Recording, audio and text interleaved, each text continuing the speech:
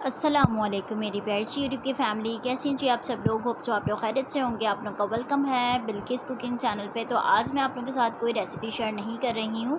आज मैं fourth and fifth रोज़ा व्लॉग आप लोगों के साथ शेयर कर रही हूँ। और मैंने वहीं से अपना व्लॉग स्टार्ट किया था जहाँ से मैंने अपना व्लॉग पिछला जो है वो एंड किया था। रमज़ान सीरीज़ है, मैंने सोचा कि थोड़ी सी व्लॉगिंग भी आप लोगों के लिए कर ली जाए ताकि आप लोगों से मैं भी थोड़ी सी बातें कर लूँ। और साथ में जो है वो मज़ेदार सा रमज़ान व्लॉग जो है ये मेरे लिए भी यादगार हो जाएगा, ताकि मैं ये सारी चीज़ें अपने चैनल पे अपलोड करूँ, ताकि मुझे ये चीज़ें याद रहें कि मतलब इस रोज़े में ये हुआ था, फिर मैं बाद में वो देख सकूँ। तो मैंने सोचा कि ये व्लॉग भी सेशन जो है मैं चलाती हूँ, साथ में मैं रेसिपीज़ भी आप लोगों के साथ शेयर करूँगी। रेसिपी तो खैर मेरी मम्मा बनाती हैं, मैं आपको बताती हूँ behind the scene of my YouTube channel, cooking YouTube channel. तो यहाँ पर मेरी खाना जो है वो प्रॉपर मेरी मम्मा बनाती हैं। आप लोग हाथ देखते होंगे, वो प्रॉपर मेरी मम्मा का हाथ होता है। और वॉइस ओवर में मैं करती हूँ, एडिटिंग मैं करती हूँ, ठीक है। बाकी जो है वो खाना बनाने का काम जो है वो कमाल जो है वो बेहतरीन काम जो है वो मेरी मम्मा का है, कि वो मेरी मम्मा बेहतरीन खाने जो है बहुत बेहतरीन तरीके से बनाना जानती हैं। और वो देसी खाने बहुत मज़ेदार बनाती हैं।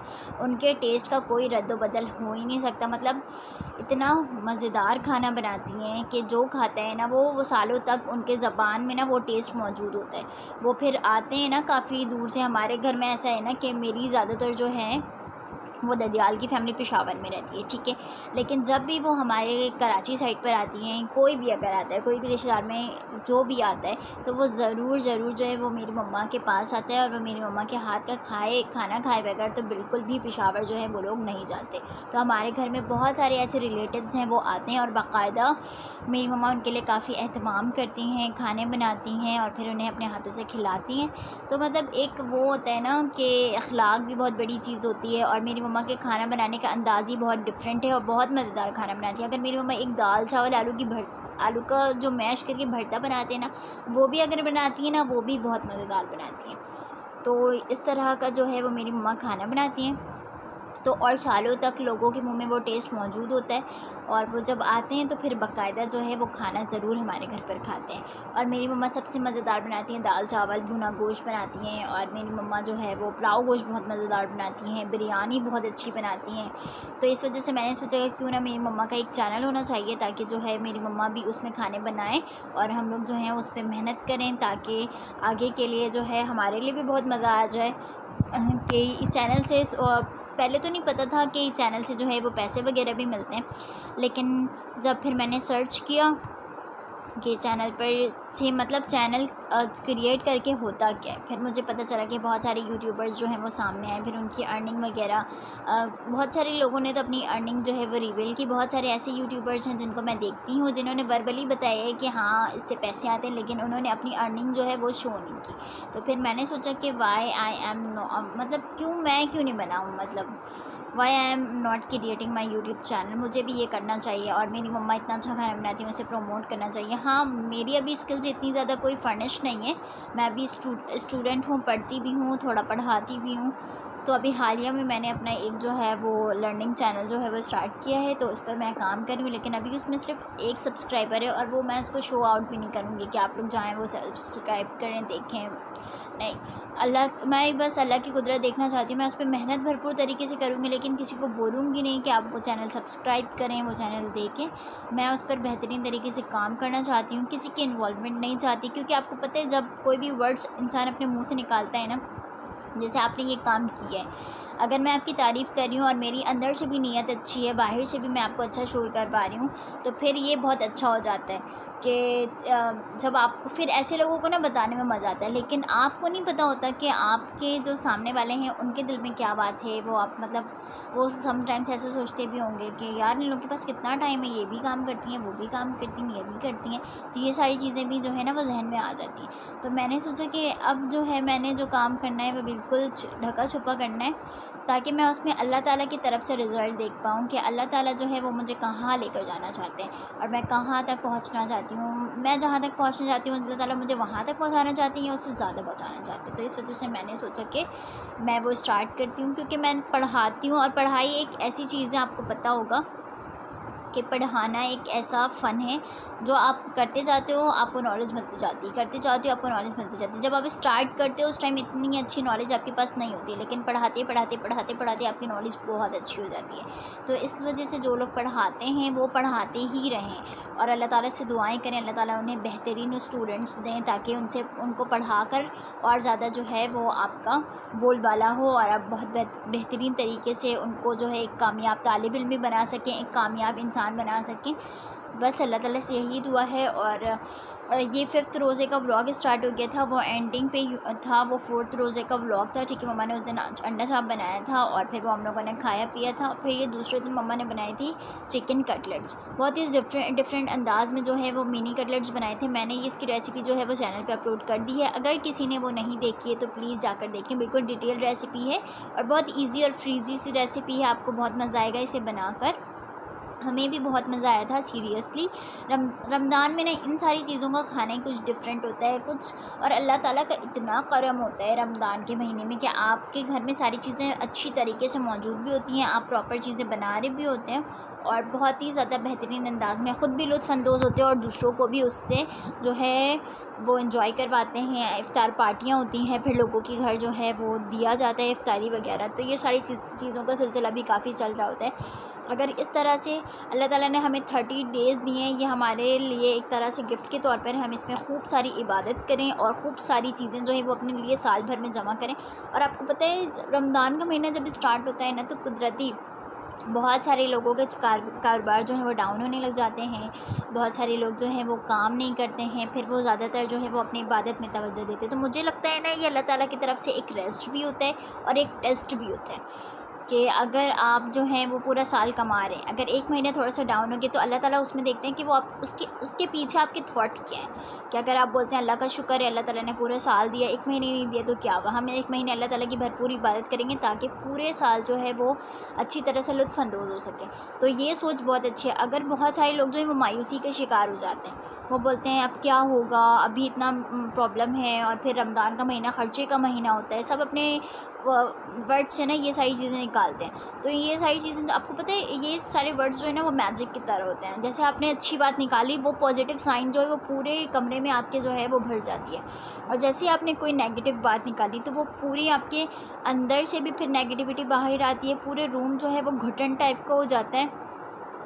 तो अल्लाह ताला इस तरह से ना टेस्ट करते हैं। और रमज़ान का महीना जो होता है ना वो इबादत का महीना होता है, इस वजह से अल्लाह ताला भी अपने लोगों को उनके कामों से थोड़ा सा वो देते हैं, रिलीफ देते हैं, ताकि वो लोग टाइम पर नमाज़ पढ़ सकें, वो लोग अल्लाह ताला की इबादत कर सकें। बहुत सारे ऐसे लोग होते हैं जो पूरे साल नमाज़ नहीं पढ़ते हैं, लेकिन अल्लाह ताला उनके भी दिल में ख़याल देते हैं। वो कम से कम 10 से 15 दिन 20 दिन अल्लाह ताला के हुज़ूर जो है वो ज़रूर आते हैं। फिर मस्जिद में एहतमाम होता है, वो मतलब बहुत बड़ी बड़ी सिफ़ें लग रही होती हैं। तो यही सारी चीज़ें हैं कि बहुत सारे ऐसे लोग होते हैं जो पूरा साल नमाज़ नहीं पढ़ते, लेकिन रमज़ान के महीने में अल्लाह ताला उन्हें भी साइन देते हैं, अल्लाह ताला उन्हें भी तौफ़ीक देते हैं सजदों की। तो ये बहुत बड़ी बात होती है। तो बस रमज़ान का महीना जो है ना वो 30 डेज़ गिफ्ट के तौर पे आपके लिए, तो आपने इसमें खूब इबादत करनी है। और मुसलमान हैं हम, वर्ड्स निकालें मुँह से अच्छे निकालें, सोचें अच्छा सोचें, ठीक है, क्योंकि ये सारी चीज़ें बहुत मैटर करती हैं। अल्लाह ताला कहते हैं ए लोगों, जो भी सोचो अच्छा सोचो, जब भी मुँह से निकालो अच्छी बात निकालो। तो बस इसी वाली बात पे आपने रहना है और इस तरह से पॉजिटिविटी सोचनी है। नेगेटिव तो थॉट्स बिल्कुल भी नहीं लाने। मतलब अल्लाह ताला इतने ज़्यादा मेहरबान है हम पे, हम ये सोच भी नहीं सकते अल्लाह ताला हम पे कितने मेहरबान है, लेकिन हम ये चीज़ सोचते ही नहीं हैं। हम बस वो चीज़ सोचते हैं जो हमें नज़र आ रहा होता है, जो हमारे साथ हो रहा होता है। उसके पीछे के भी बहुत साइड इफ़ेक्ट्स होते हैं जो अल्लाह को पता होता है, हमें नहीं पता होता। तो आपने उन साइड इफ़ेक्ट्स के हवाले से सोचना है कि अगर आपने अल्लाह ताला ने आपको पूरा साल बहुत सारी चीज़ें दी हैं, अगर एक महीने नहीं दिया तो उसमें आपने क्या करना है, उस पूरे साल में जो आपको जितना मिला है उससे बढ़कर आपने मांगना है कि अल्लाह ताला ये वाले साल आपने मुझे इतना कुछ दिया है, आने वाले साल इससे डबल आप मुझे दें। और ताकि मैं लोगों को तक़सीम करूँ, लोगों के लिए मैं मतलब राहत का ज़रिया बनूँ, और बहुत सारी चीज़ें जो हैं वो मैं जो चाहूँ वो मैं कर सकूँ, मैं सोचूँ वो चीज़ें पूरी हो जाएँ। मतलब इस तरह से अल्लाह ताला से दुआ मांगे, खूब दुआ मांगे, खूब दुआ मांगे। और इंशाअल्लाह जब आप इस तरह से 30 डेज़ गुजारेंगे और ये सोचें कि ईद का नहीं सोचें कि ईद आएगी, ये हमारे लिए ज़्यादा असर है। ईद तो अल्लाह ताला ने एक गिफ्ट के तौर पे दी है, लेकिन ईद में भी वही रूटीन फिर आपकी स्टार्ट हो जाती है, खाना पीना सोना, नमाज़ पढ़ें पढ़ें, नहीं पढ़ें नहीं पढ़ें, ये वाली। रमज़ान में जो है ये हमारे लिए गिफ्ट के तौर पे, पहले मैं भी सोचती थी कि ईद है, ये है, नहीं, रमज़ान को पहले अच्छी तरीके से आपने गुजारना है, अल्लाह ताला से खूब सारी दुआएं करनी है, अल्लाह ताला और दस्तरखान को लंबा करना है। रमज़ान की हर जुम्मे जो है वो असर और मगरिब के दरमियान बैठ के खूब अपने लिए रिज़्क़ हलाल के लिए दुआ करें। और फजर में तहज्जुद के लिए, मतलब अगर आप उठ रहे हैं 4 बजे सहरी के लिए तो वेरी गुड, आप ना जल्दी से फ़ेस वगैरह वॉश करें, दाँत ब्रश करें, फिर तहज्जुद की नमाज़ ज़रूर अदा करें, और उसके बाद जो है वो अस्कार ज़रूर करें, सुबहानल्लाह व बिहम्दी ज़रूर पढ़ लें, अस्तग़फ़िरुल्लाह ज़रूर पढ़ें असर के वक्त, और फिर मगरिब से थोड़े टाइम पहले जो है बैठ के खूब ज़्यादा सूरह कौसर पढ़ें या रज़ा को पढ़ें, मतलब खूब सारी दुआएँ करेंगे। 3 टाइम जो है ना वो बहुत अफ़ज़ल है। एक फ़जर की से पहले मतलब आपने तहज्जुद की नमाज़ पढ़नी है, फिर सहरी करना है, फिर अस्कार करते करते फिर जो है अज़ान हो जाएगी, फिर आप जाके फ़जर की नमाज़ अदा करें। सेकंड जो है हर फ्राइडे, जुम्मे के हर फ्राइडे अच्छे कपड़े पहने, ठीक है, अच्छे कपड़े पहने, जो अलमारी में न्यू हैं वो निकाल कर पहने, और फिर जो है ज़रूरी नहीं है सिलवाएं, बहुत सारे लोग अगर अल्लाह ताला आपके पास इस्तिताअत है तो निकालें फ्राइडे वाले दिन कपड़े और सिलवाएं और फिर वो भी पहन सकते हैं।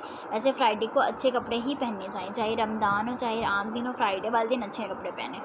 फ्राइडे वाले दिन आपने अपनी अलमारी से अच्छा सा सूट निकालना है, नहाना है, अच्छी तरह से रेडी होना है, फिर ज़ोहर की नमाज़ अदा करनी है, उस वक्त जो है सल्लल्लाहु अलैहि वसल्लम पढ़ना है। लेकिन असर और मगरिब के दरमियान ज़रूर जो है असर की नमाज़ पढ़ने के बाद सल्लल्लाहु अलैहि वसल्लम पढ़ें। सूरह कहफ़ का एहतमाम जो है वो असर के टाइम करें, असर से लेके मगरिब के टाइम तक वो कंप्लीट हो जाएगी, उसमें पढ़ लें। फिर खूब सारी अल्लाह ताला से दुआएं करें। अल्लाह ताला वो टाइम जो है ना बिल्कुल कबूलियत का टाइम होता है। एक वो टाइम हो गया, और एक इफ्तार से 5 से 10 मिनट पहले उस वक्त अस्कार करें, खूब सारी अल्लाह ताला से दुआएं करें, रिज़्क़ हलाल मांगें, अच्छी रोज़ी मांगें, अच्छी सेहत मांगें, नेक औलाद हो, ये सारी चीज़ें मांगें, और खूब एक एक चीज़ मांगें। अगर आपको अपने ईद के कपड़ों में ये नहीं ये चाहिए, वो भी मांगें कि मैंने ये सोचा है, मुझे ये पहनना है, मुझे ये करना है। वाकई आप यकीन कीजिए, आपके 30 रमज़ान होने से पहले ना वो सारी चीज़ें खुद ब खुद होने लग जाएंगी, वो खुद ब खुद जो है ना वो तैयार आपके लिए बिल्कुल कि ये चीज़ें हो गई वाकई। और रमज़ान के बाद जब आप इस तरीके से अल्लाह ताला से मांगने के बाद, खूब सारी इबादत करने के बाद, तो अल्लाह ताला इंशाअल्लाह आने वाले रमज़ान आपकी वो तमाम दुआएं कबूल कर लेंगे जो आपने पूरे रमज़ान जो है वो मांगी होंगी। और बस यही मैं आपको बोलूँगी कि बहुत सारी दुआएं करें, मेरे लिए भी बहुत सारी दुआएं करें, और मैं भी आप लोगों के लिए बहुत सारी दुआएं करूँगी। और ये सारी चीज़ें बताने का यही मकसद है कि बहुत सारे लोग बहुत नेगेटिव होते हैं, बहुत ज़्यादा बुरा सोचते हैं, और अल्लाह ताला उनका टेस्ट ले रहे होते हैं क्योंकि वो अल्लाह ताला उनसे मोहब्बत करते हैं, और उसके वो बैड साइंस जो है वो देख रहे होते हैं, उसके गुड साइंस देखें, ठीक है। अल्लाह ताला जो भी करता है बहुत बेहतरीन करता है। अल्लाह ताला से मदद मांग के अल्लाह ताला हर चीज़ अल्लाह ताला पे छोड़ दें। ज़िंदगी में अगर अच्छा रहना है और खुश रहना है और बहुत इंजॉय करना है और अल्लाह ताला की नेमतों से मुफीद होकर जो है वो रहना है, तो खूब सारी दुआएं करें खूब, और अल्लाह ताला पे अपने मामलात छोड़ दें, चाहे जो भी हो। अल्लाह लोगों को माफ़ कर दें, जो भी जिसने किया है सबको माफ़ कर दें। जब आप माफ़ करेंगे अल्लाह ताला ख़ुद आपको माफ़ कर देंगे। और अस्तग़फ़िरुल्लाह की पाबंदी करें, अस्तग़फ़िरुल्लाह ज़रूर पढ़ें। जब आप अस्तग़फ़िरुल्लाह पढ़ने लग जाएंगे ना, आपकी ज़बान में ख़ुद ही जो है ना अल्लाह ताला शाइस्तगी गुफ्तगू करने वाला, आला अखलाक वाला बना देंगे, और बहुत ज़्यादा आप खुश रहेंगे। और अल्लाह ताला हम सब के दस्तरख़्वान को वसी करे, और जो जो चीज़ें लोग खाना चाहते हैं, पीना चाहते हैं, अल्लाह ताला उन सबको दें, और हमें शुक्र अदा करने की तौफ़ीक अता फ़रमाएँ। Gratitude is more important. तो आज का व्लॉग यहीं एंड करते हैं। होप सो व्लॉग अच्छा लगा होगा। अपना ख्याल रखिएगा जी। अल्लाह हाफ़िज़।